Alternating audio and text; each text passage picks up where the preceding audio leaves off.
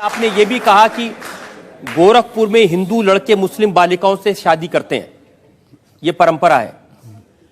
हिंदू मुसलमान नफरत मार काट ये क्या शोभा देता है मंदिर के महंत को, भगवा पहने साधु को? हम कहां मार काट करवा रहे हैं। हम तो शांति से रहना चाहते हैं, बहुत शांति से रहना चाहते हैं।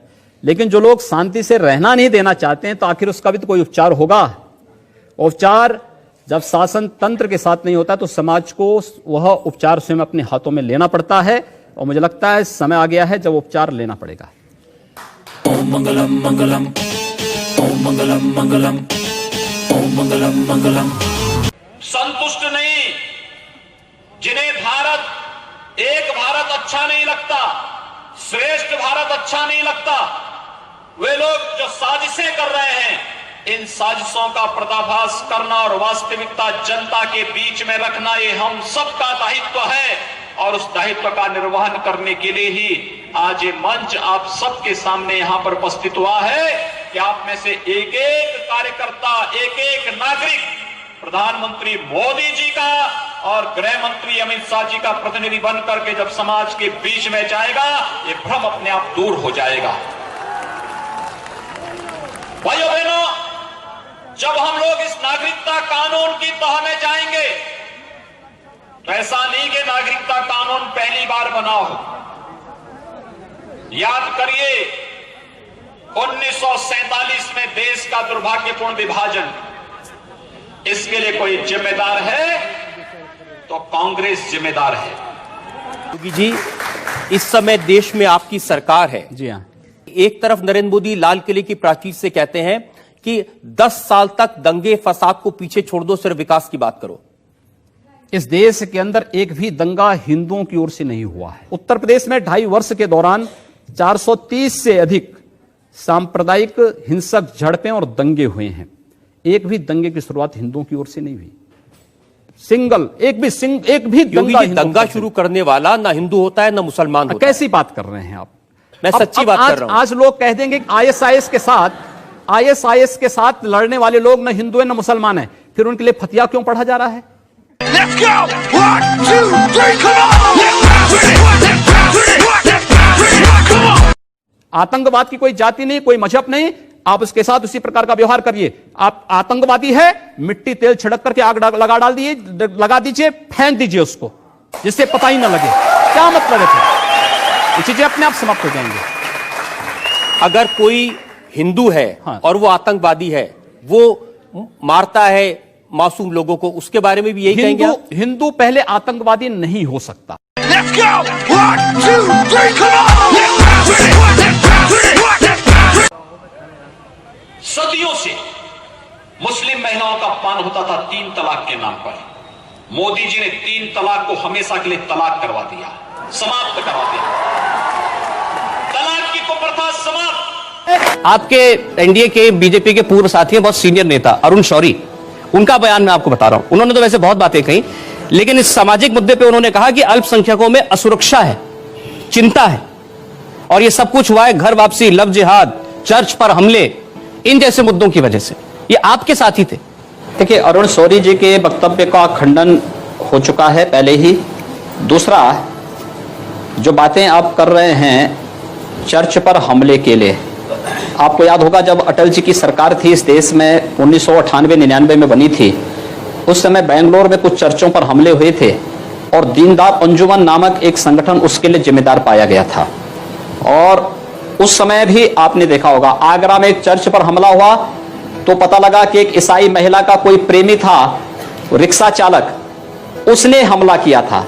अब उसके लिए आप हिंदू समाज को और सरकार को दोषी ठहराएं तो मुझे लगता है कि स्वयं आप विकास के एजेंडे से स्वयं हट रहे हैं और आम जनता का ध्यान विकास के एजेंडे से भटका रहे हैं। Let's go! 1, 2, 3, come on! मेरा नाम शाहिद चंगेजी है। अदिति जी, महाराज, मैं आपसे एक प्रश्न पूछना चाहता हूँ, क्या राम जी ने ऐसा करा है जैसा आप कर रहे हैं? अरे राम जी के आदर्शों पे चल रहे हैं, आपको भी राम जी से आदर्शों के मुझे राम जी से, आपसे ज्यादा प्यार मैं राम जी से करता हूँ, लेकिन इसका मतलब ये नहीं कि आप जबान करते हैं तो राम मने। एहसान अली, हाँ जी, अभी आपने कुछ दिन पहले आपने ये कहा था कोई जोधा अकबर के साथ नहीं जाएगी, तो आपने ये सवाल किस बेस पे किया था, जब आप कहते हैं कि भाई ये सब हमारी जो पीढ़ी है, एक मिनट सर, ये पीढ़ी हमारी सब आपके पुरख हिंदू हैं, तो हिंदुओं में ही तो जा रहे हैं। आप अपना नाम अली से अपना नाम जो है कोई दूसरा कोई हिंदू नाम रख दीजिए ना। और छोड़ रहे हैं उसमें। सवाल ये है कि जोधाबाई अकबर के यहाँ क्यों जाएगी? किसी सेल्यूकस की पुत्री भी तो चंद्रगुप्त के घर में। मैं कह रहा हूं कि अगर इनका नाम एहसान अली ना होकर के भरत कुमार होता तो क्या ये ज्यादा भारतीय हो जाते? अभी कम भारतीय हैं। नहीं, हर भारतीय है, भारत के अंदर जन्मा हुआ हर व्यक्ति भारतीय है, लेकिन उसको भारतीय परंपरा, भारतीय राष्ट्रीयता का भी सम्मान करना पड़ेगा और भारत के संविधान के अनुसार चलना पड़ेगा, न कि शरीयत के अनुसार। आपके सोशल मीडिया पे एक लड़की की फोटो वायरल हुई है जिसमें वो लड़की एक पोस्टर दिखा के कह रही है कि मेरे पिता को पाकिस्तानियों ने नहीं वॉर ने मारा। इस पे आपका क्या पक्ष है? ये सोच अपने पिता के बारे में किसी बालिका के द्वारा इस प्रकार का वक्तव्य, मुझे लगता है कि हम इससे सहमत नहीं हैं। देश की लड़ाई को लड़ने वाला कोई भी जवान या कोई भी अधिकारी वह आतंकवाद के खिलाफ लड़ रहा है, और मुझे लगता है कि उस आतंकवादी के खिलाफ हमारी लड़ाई देश की लड़ाई सामूहिक लड़ाई है, किसी व्यक्ति की नहीं। Let's go! 1, 2, 3, come on! Come on, come on, come on! 371 ticket दे दीजिए, एक भी मुस्लिम को नहीं। एक तो दे देते आप, अरे दिखाई हो जाती। टिकट का आधार मैंने बताया कि जो टिकट के आधार हैं वह पार्टी ने पहले से तय किए थे। इस पर जो राजनाथ सिंह जी ने एक इंटरव्यू में कहा कि देना चाहिए, उस पर आपको क्या कहना है? भाई कोई हमारे पास उस क्राइटेरिया में फिर बैठने वाला कार्यकर्ता था ही नहीं। किसको देते? आप आवेदन करते तो आप विचार करते। ये जो बात बोलते हैं कि हिंदू युवा बानी बंदूक बांटेगी, आप ये बोलते हैं मेरा ये वक्तव्य नहीं, लेकिन अगर रक्षा के लिए आवश्यक होगा तो बांटना चाहिए। आप कहते हैं अगर बीजेपी की सरकार बनेगी तो राम मंदिर बनेगा, एसपी बीएसपी की सरकार आएगी तो करबला कब्रिस्तान बनेगा। क्या आप इतने मुकम्मल कैसे हैं कि एसपी बीएसपी आएगी तो कब्रिस्तान और करबला बनेगा? उन्होंने 14 वर्षों तक यही काम किया है। मैं सुल्तानपुर में गया था, समाजवादी पार्टी के विधायक ने पूरी अपनी विधायक निधि करबला के निर्माण में दे दी है। जो राज्य सरकार जो चरमराती जा रही है, क्यों नहीं आपने उसके विरोध में एक बड़ी रैली की दिल्ली के रामलीला मैदान में? प्रधानमंत्री जी स्वयं आते। मैं कह रहा हूं कि उसको करने में समय लगता है। संसद नहीं, आपने मेरे आंदोलन देखे होते तो प्रश्न ही आप मुझसे नहीं पूछते। मैं एक सांसद हूं, संसद में संसद के मंच का इस्तेमाल मैं इन सब कार्यों के लिए करता हूं। दूसरा नहीं, वो मैंने देखा है आपने रोते हुए वो मैं समझता हूं। मैंने कहा ना, वो संवेदनशीलता है। मैं आपको धन्यवाद दूंगा कि आपने इस बात को कहा कि उत्तर प्रदेश की सरकार चरमरा गई है।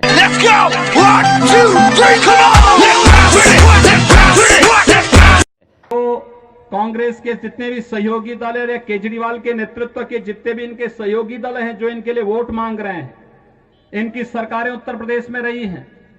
इन्होंने कावड़ यात्रा उत्तर प्रदेश के अंदर बंद कर दी थी, नहीं चलने देते थे, प्रतिबंध लगा दिया। डीजे नहीं बजेगा, शंख नहीं बजेगा, घंट नहीं बजेगा, घड़ियाल नहीं बजेगा, पंडाल नहीं लगेंगे। तो जब मेरे पास ये प्रस्ताव आया कि पहले ये होता था, मैंने कहा भाई ये भगवान शिव की भक्तों की यात्रा है, ये शव यात्रा नहीं है।